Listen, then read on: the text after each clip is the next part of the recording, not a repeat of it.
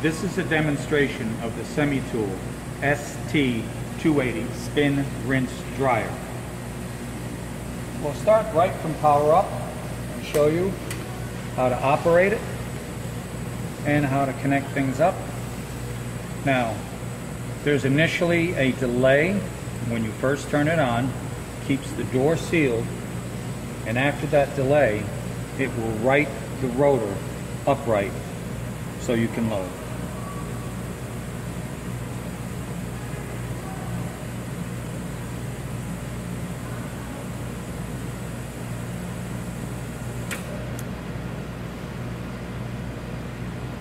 Okay, now let's first go around the back.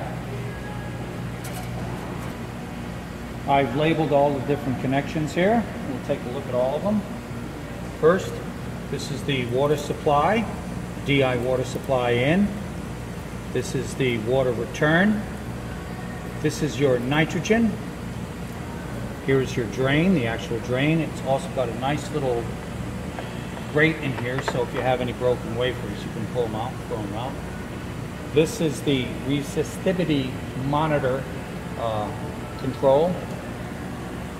This is the actual cable from the system controller, and of course we have 120 volt power, along with the vent for the inside of the enclosure. We'll go back around the front now. This particular unit is outfitted with a rotor for a 8-inch wafer boat. You must always remember that these things are intended to be run with wafers and a boat inside the rotor. It is not good to run it, or dry run as we call it, without a boat full of wafers in there. Now, there's a couple of different modes here. The resistivity monitor has two modes. It can be in manual and it can be in automatic. Now, when it's in automatic, what that does is that will override the rinse timer that you set, and it will continue to rinse until it gets down to a specific level in ohms at 25 degrees C. For purposes of our demonstration, we're just going to run in manual. Now, this is how you'd set, these are all in seconds. So this is your rinse timer, your dry 1 timer, your dry 2 timer. Dry 1 is a heated nitrogen cycle, and this is simply a non-heated timer cycle.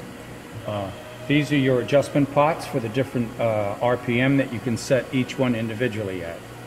For purposes of our demonstration, I've set this up for just 30 seconds across the board here, and it's as simple as pushing the start button.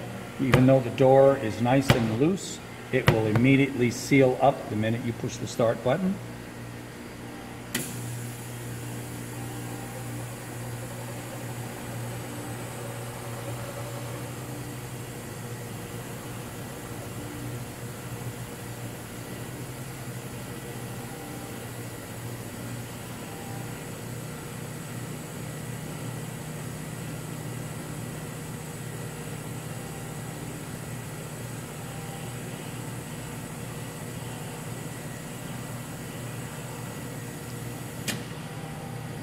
It is now switching to the heated nitrogen cycle.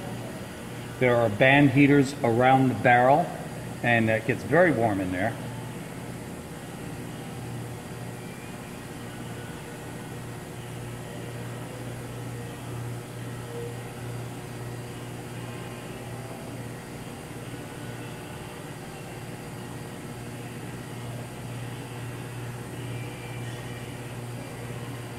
And now it switches to the last dry cycle as well.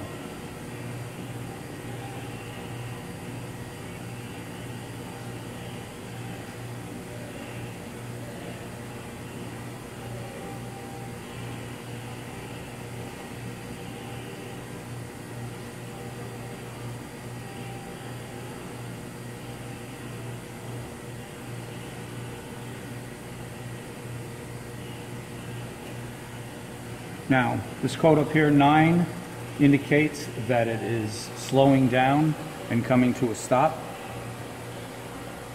During this period, there is a nitrogen purge that is fed into the barrel itself.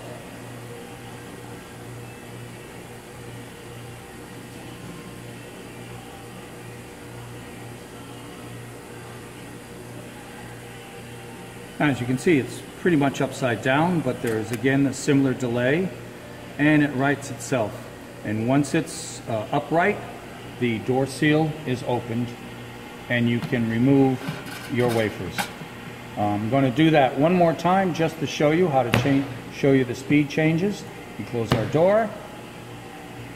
When the door is open, the code shows a 1.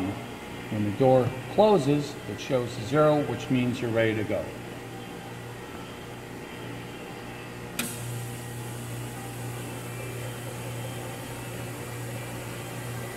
And you can change your speeds here. If you want to dry faster, or rinse faster, or slower. We'll let this finish its cycle.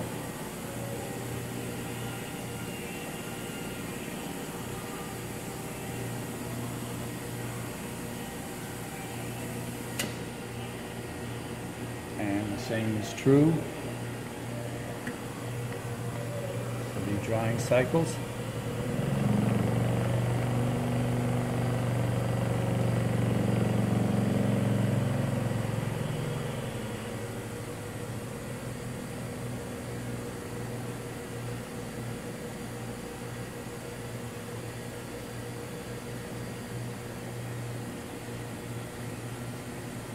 And the third cycle, which is the second drying cycle, same here, you can increase the speed if you like,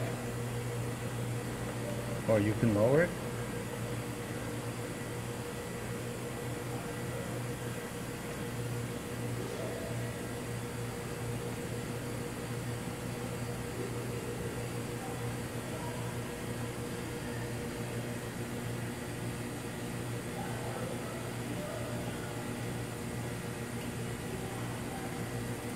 Once again, the code is we are slowing down, we are decelerating.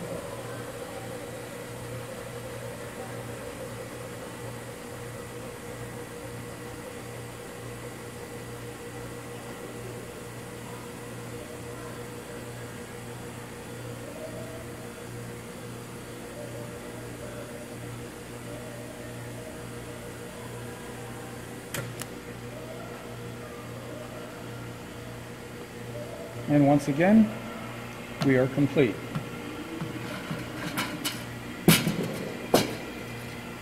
What I like about this system is it's very heavy. We are on a display table here that's on wheels. Typically this would be on a vibration type of table or something that's very solid. But because of its weight, it has very little vibration. Very simple to operate, very reliable. And this completes this demonstration.